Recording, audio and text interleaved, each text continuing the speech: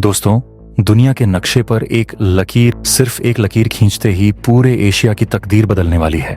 2026 में एक ऐसा भूचाल आने वाला है जिसकी आहट सुनकर ढाका से लेकर बीजिंग और रावलपिंडी तक सबके हलक सूख गए हैं। क्या आपको पता है कि भारत के रक्षा मंत्रालय की फाइलों में एक ऐसा टॉप सीक्रेट प्लान तैयार हो रहा है जो हमारे सबसे बड़े डर को हमारी सबसे बड़ी ताकत में बदल देगा। जी हाँ, बात हो रही है भारत के चिकन नेक यानी सिलीगुड़ी कॉरिडोर की। वो 22 किलोमीटर का पतला रास्ता जिसे काटने का सपना चीन और पाकिस्तान पिछले 50 सालों से देख रहे थे। अब वो रास्ता भारत का अभेद्य किला बनने जा रहा है। पर्दे के पीछे एक ऐसी खिचड़ी पक रही है, एक ऐसी बिसात बिछाई जा रही है जिसका नतीजा ये होगा कि बांग्लादेश का रंगपुर डिवीजन भारत की सुरक्षा का नया कवच बनेगा। सोचिए, क्या होगा अगर बांग्लादेश का एक बड़ा हिस्सा ठीक वैसे ही अलग हो जाए जैसे 1971 में पूर्वी पाकिस्तान अलग हुआ था। क्या होगा अगर भारत का वो संकरा गला जो सिर्फ 22 किलोमीटर चौड़ा है अचानक एक झटके में 150 किलोमीटर चौड़ा हो जाए। यह कहानी किसी जंग की नहीं बल्कि भारत की उस चाणक्य नीति की है जो बिना युद्ध किए बिना एक गोली चलाए यूनुस सरकार के पैरों तले से जमीन खींच लेगी। 23 लाख हिंदुओं का नया गढ़ और भारत का नया सुरक्षा चक्र, इतिहास के पन्ने फिर से पलटने वाले हैं।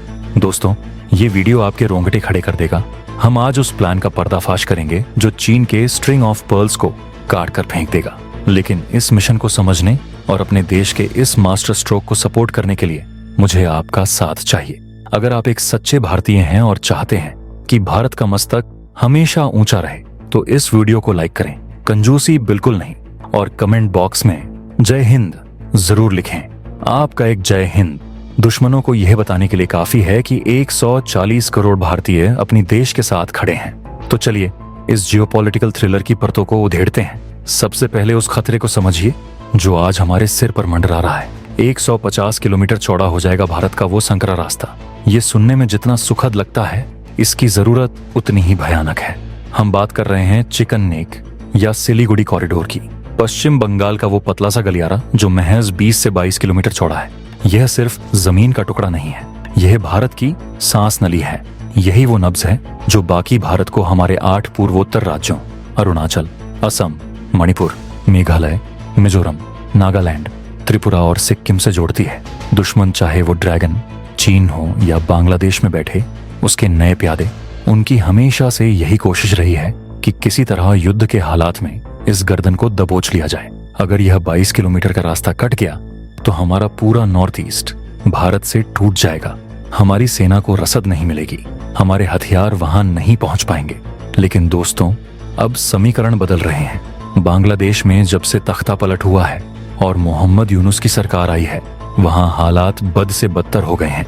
कट्टरपंथी ताकतें बेलगाम हो गई हैं। आए दिन भारत को धमकियां दी जा रही हैं, हिंदुओं पर अत्याचार हो रहे हैं और भारत विरोधी नारे लग रहे हैं। ऐसे नाजुक वक्त में भारत के रणनीतिकारों की नजरें जाकर टिक गई हैं बांग्लादेश के रंगपुर डिवीजन पर। अब आप पूछेंगे कि अचानक रंगपुर का नाम इतना क्यों गूंज रहा है, तो जरा नक्शे को ध्यान से देखिए। रंगपुर डिवीजन वो इलाका है जो बिल्कुल हमारे चिकन नेक के ठीक नीचे स्थित है। यह भौगोलिक रूप से 3 तरफ से भारत से घिरा हुआ है। यह पश्चिम बंगाल के कूच बिहार और जलपाईगुड़ी जिलों से सटा हुआ है। इसकी बनावट ऐसी है कि यह भारत की गोद में बैठा है। रक्षा विशेषज्ञों का मानना है कि अगर हालात बिगड़ते हैं, और यह एक बहुत बड़ा अगर है, तो भारत को अपनी सुरक्षा के लिए कड़े कदम उठाने पड़ सकते हैं। चर्चा यह है कि अगर रंगपुर डिवीजन अलग हो जाता है या एक स्वायत्त क्षेत्र बनकर भारत के प्रभाव क्षेत्र में आ जाता है, तो हमारा वो संकरा चिकन नेक कॉरिडोर 22 किलोमीटर से बढ़कर सीधे 150 किलोमीटर चौड़ा हो जाएगा। 150 किलोमीटर यानी दुश्मन चाहकर भी फिर कभी भारत की गर्दन पर हाथ रखने की जुर्रत नहीं कर पाएगा। वहां हम बड़े एयरबेस बना सकेंगे, मिसाइल सिस्टम तैनात कर सकेंगे और लॉजिस्टिक्स के बड़े हब बना सकेंगे। अब आपके मन में सवाल आ रहा होगा कि क्या किसी दूसरे देश के हिस्से को ऐसे अलग करना मुमकिन है? क्या दुनिया चुप रहेगी? दोस्तों, इसका जवाब छिपा है रूस और यूक्रेन के मौजूदा हालात में। दुनिया देख रही है कि कैसे व्लादिमीर पुतिन ने अपनी राष्ट्रीय सुरक्षा का हवाला देकर यूक्रेन पर कार्रवाई की। रूस का तर्क बिल्कुल साफ था, अगर नाटो हमारी सीमा पर आएगा, अगर हमारी सुरक्षा को खतरा होगा, तो हम चुप नहीं बैठेंगे। रूस ने डोनबास और क्रीमिया जैसे इलाकों को यूक्रेन से अलग कर दिया क्योंकि वहां रूसी बोलने वाले लोग थे और रूस को अपनी सीमाओं की चिंता थी। अब जरा बांग्लादेश की स्थिति देखिए। ऐतिहासिक रूप से ये भारत का ही हिस्सा था। 1971 में भारत ने ही अपने जवानों का खून बहाकर इसे आजाद कराया था। लेकिन आज वही बांग्लादेश अगर चीन और पाकिस्तान की गोद में बैठकर भारत के खिलाफ साजिश रचेगा, अगर वहां भारत के चिकन नेक को काटने की प्लानिंग होगी, तो क्या भारत रूस वाली राह नहीं अपना सकता? कूटनीति की दुनिया में कहा जाता है कि देश का हित सर्वोपरि होता है। अगर पानी नाक से ऊपर चला गया तो सेल्फ डिफेंस या आत्मरक्षा के नाम पर अंतर्राष्ट्रीय कानून भी सैन्य कार्यवाही की इजाजत देते हैं। लेकिन रुकिए, यह मामला सिर्फ जमीन के टुकड़े या मिलिट्री स्ट्रेटजी का नहीं है। यह बात है वहां रहने वाले लाखों लोगों की, जिनकी सांसें भारत के साथ जुड़ी हैं। रंगपुर डिवीजन में करीब 1 करोड़ 99 लाख लोग रहते हैं और आंकड़ों की माने तो यहाँ करीब 23 लाख हिंदू रहते हैं। रंगपुर में हिंदू आबादी करीब 13% है, जो बांग्लादेश के अन्य इलाकों के मुकाबले काफी सघन है। आज जब बांग्लादेश में हिंदुओं के घरों को जलाया जा रहा है, मंदिरों को तोड़ा जा रहा है, तो ये 23 लाख लोग अपनी सुरक्षा के लिए किसकी तरफ देखेंगे? जाहिर है भारत की तरफ। यही वो बिंदु है जहां से पूरा खेल पलट सकता है।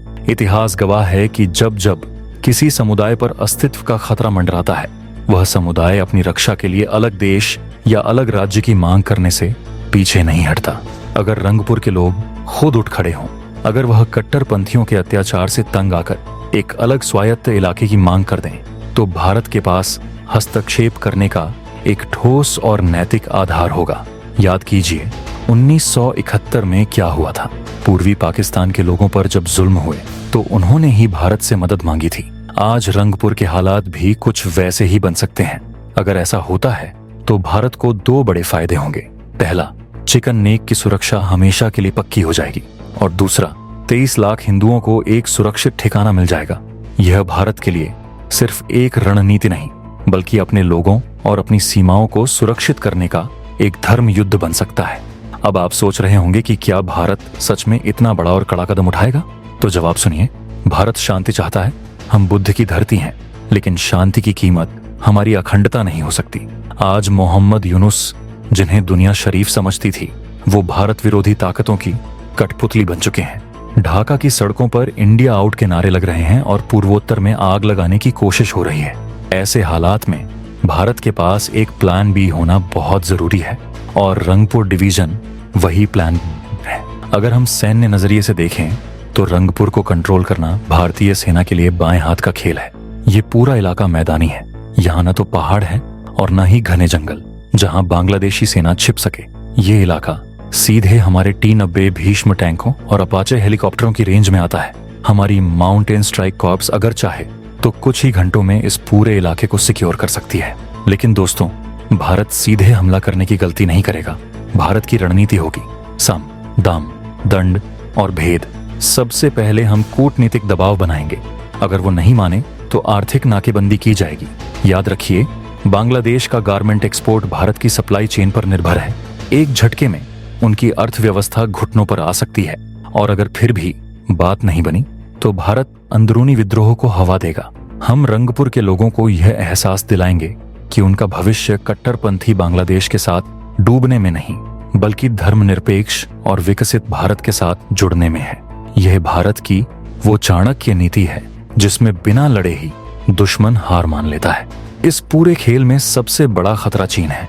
चीन जानता है कि चिकन नेक भारत की दुखती रग है, इसीलिए वो तीस्ता नदी परियोजना के नाम पर रंगपुर में अपने जासूसी अड्डे बनाना चाहता है।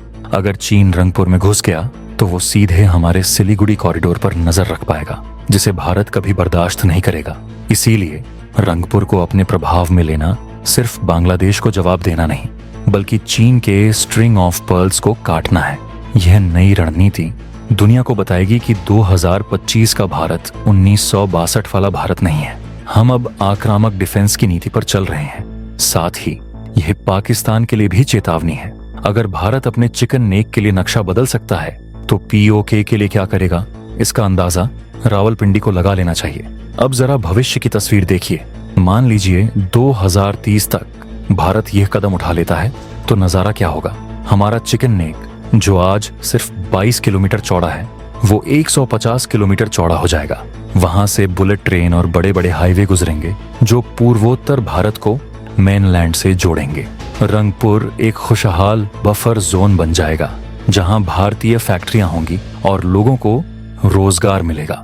वहीं दूसरी तरफ बांग्लादेश का बाकी हिस्सा अपनी कट्टरपंथ की आग में जल रहा होगा। चीन को समझ आ जाएगा कि दक्षिण एशिया में भारत का कोई तोड़ नहीं है।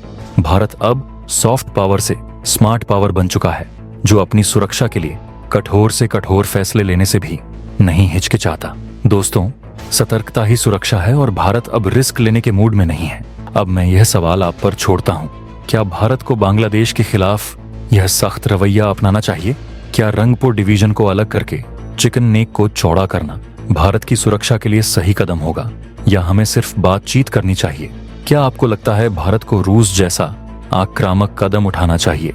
अपने जवाब नीचे कमेंट बॉक्स में खुलकर लिखें, मैं हर कमेंट पढ़ता हूं। अगर आपको यह विश्लेषण दमदार लगा हो तो वीडियो को लाइक करना ना भूलें और चैनल को सब्सक्राइब करके वो घंटी वाला बटन जरूर दबाएं। मिलते हैं अगले वीडियो में। जय हिंद, जय भारत।